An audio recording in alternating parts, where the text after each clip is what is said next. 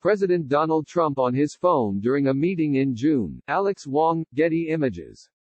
The moment President Donald Trump started tweeting at 12:46 a.m. about the Rhino Republicans at the Lincoln Project who'd just run an ad attacking his response to the pandemic, Reed Galen knew his hunch was right. You can trigger a Trump freakout with a little bit of planning and pop psychology. Galen had co-founded the Lincoln Project, an anti-Trump PAC run by Republicans, with the goal of convincing Americans to vote against him in November. In May, the group thought Trump's response to the pandemic had created the perfect opportunity to both make their case. Off of a brainwave that co-founder George Conway had during a conversation with his wife, White House advisor Kellyanne Conway, Galen and his small team guessed Trump would be particularly enraged by an in-the-moment ad that portrayed the president as making Americans weaker, sicker and poorer than ever before. And they figured the best bet to get to the president would be to target Trump where he was, Washington, D.C., on the channel he watches, Fox News, when he was most likely to be watching, at night. He's always gonna be watching Fox News at night in the residence, said Galen, a GOP consultant who had worked for George W. Bush, John McCain and Arnold Schwarzenegger.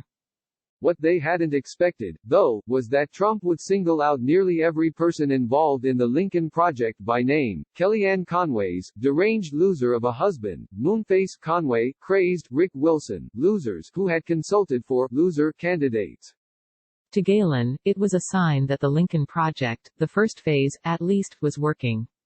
It's not just pissing off Donald Trump. Anybody could do that, Galen said in an interview, though he admitted to a modicum of enjoyment from being the topic of midnight tweetstorm. It's, to what effect? Like, why are you doing it? And the point is to take him off his game and take his campaign off their game, strategically and tactically, so that the Biden campaign and Joe Biden can have the freedom of movement and the green air to do the things that they need to do. In the past few months, the Lincoln Project, a PAC with not much funding, as far as PACs go, has successfully established itself as a squatter in Trump's mental space, thanks to several factors: members each boasting hundreds of thousands of social media followers, rapidly cut ads that respond to current events and a single-minded focus on buying airtime wherever Trump is most likely to be binging cable news that day, whether it's the D.C. market or his golf courses across the country. And every time Trump freaks out, or every time the media covers his freakout, the Lincoln Project scores an incalculable amount of earned media, and millions of views online to boot. But though the PAC has successfully caught Trump's attention, the Daily Beast reported the campaign spent $400,000 on ads in the D.C. market in part so Trump would feel less threatened by Lincoln Project ads. Trump's critics worry that the ads, as well cut and as troll-effective as they are, may not actually work to prosecute the case against his re-election, as the group vowed to do back in December. I love seeing their stuff. Their recent ad is my pinned tweet, said Robert Wolf, a top Democratic donor who said he's considering donating to the group. All the Democrats love watching what they're doing, but I'm not sure yet if they are preaching to the choir or actually moving Republicans away from Trump to Biden. Either way, it's still a net positive. When the Lincoln Project, or the LP, as co-founder Rick Wilson, a veteran GOP ad maker, calls it, launched in December of 2019, the group included a trollish cadre of social media-savvy never-Trumpers with experience running campaigns, though several of them still have not met each other. The team promised it would prosecute the case against Trump, explaining to voters why a rising stock market pre-coronavirus wasn't enough to re-elect the president. Yet the group's first round of ads, cut during Trump's impeachment trial, got lost in the process, racking up hundreds of thousands of views at best. With the pandemic, however, Trump has made the case against himself, Galen argued. From his early dismissals of the burgeoning outbreak to his suggestion that injecting disinfectant into the lungs might help fight coronavirus, and his flat-out insistence that he wanted to slow testing down in order to suppress the number of COVID-19 cases, the president has generated his own attack ad copy. We already had a plan in place which was prosecute him, Galen said. The difference is that he became a much weaker defendant, all on his own, because of his own faults. As far as spending goes, the Lincoln Project is hardly blitzing the nation with those ads. Since the group launched, the group has spent $2.75 million on TV ads, as well as another $1.2 million on Facebook ads, far short of the tens of millions some larger super PACs have planned for 2020. Two-thirds of its TV spending is focused on the presidential race, according to the ad-tracking firm Advertising Analytics. The spots both boost Biden and eviscerate Trump. Notably, though, the group's most recent ad, which is currently pinned to the top of its Twitter account, lionizes Biden's leadership qualities. The PAC has also started cutting ads for Democratic Senate candidates like Governor Steve Bullock in Montana, a sign, their GOP detractors say, that nullifies the members' argument they are conservatives worried about the soul of the party.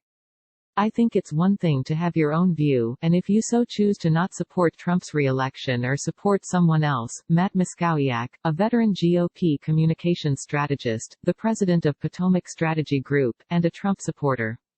I think it's another to go well beyond that with what they're doing, to try and basically flip the Senate. You cannot call yourself a Republican and support a Democratic majority in the Senate. The group's mission to troll the president is evident in its ad buys. Its longest sustained presence on TV is a series of ads that have played nearly non-stop since early March on cable stations in Washington, D.C., aimed at its audience of one. The group has spent just under $380,000 on TV ads there, airing on MSNBC, Fox News and C-SPAN. Twice in June, the group also dropped buys in New Jersey cable markets, timed with Trump's expected weekend golfing trips to his golf club in Bedminster, NJ. One planned visit for this weekend was scrapped at the last minute. It also placed a minute-long ad in Tulsa, Oklahoma, to coincide with the president's campaign rally there last weekend, splicing together side-by-side clips of segregationist George Wallace, the former governor of Alabama, and Trump.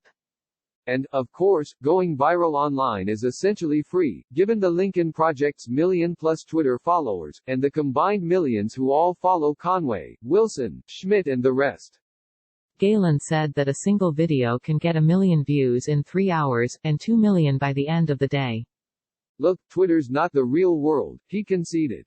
But you generate enough heat and enough energy there, it starts to spin stuff off into the real world. Galen noted the group's social media presence has built a fanbase in the media, in the donor class and among extremely online political junkies.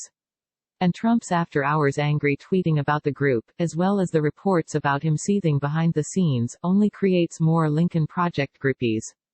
No other group in the space has been able, at any point, to drive Trump's behavior as we've been able to do, and we think there's an enormous value add on that, Wilson said in an interview. Those around Trump and backing him in the broader GOP world, which is nearly all Republicans, are quick to dismiss the Lincoln Project as self-indulgent. You cannot make an argument that an ad that Trump sees is going to affect the election, Miskowiak said. If it's not airing in battleground states at a saturation level, it doesn't matter. It's a horrendous waste of money. As for the group's ability to get under Trump's skin, Miskowiak argued it only had an impact on the Acela corridor class. Over at the White House, one senior official dismissively replied, when asked about whether Trump had fretted about the Lincoln Project ads. Ian Russell, a Democratic media consultant who reviewed the group's spending over the last 3 months, sees a strategy to build awareness first, then use that to launch a second phase.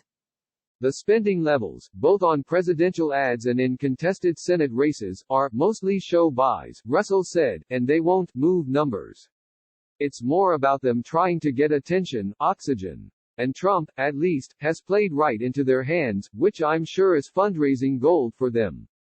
Indeed, Wilson said the group's fundraising, email list and social media following had grown as a direct response to the president's reported anger towards them, a phenomenon similar to the Trump bump that several media outlets experienced at the beginning of his administration. We are already out talking to voters and we're already putting together the ability to target and communicate with a selective group of voters who are going to make the difference in key swing states, he said. With less than 130 days before the election, and a pandemic making traditional campaigning near impossible, it's still unclear how, and if the Lincoln Project can deploy the assets that it is building into something that can flip votes. After all, as Galen himself admitted, it's not that hard to infuriate Trump with something like an ad showing him simply shuffling down a ramp and struggling to sip water. But while the group plots that second phase, their non-traditional strategy of playing mind games with the president shall continue, Wilson declared. Other groups do what they do, we're here to do what we do, he said. And never the twain shall meet. Daniel Lippman contributed to this report.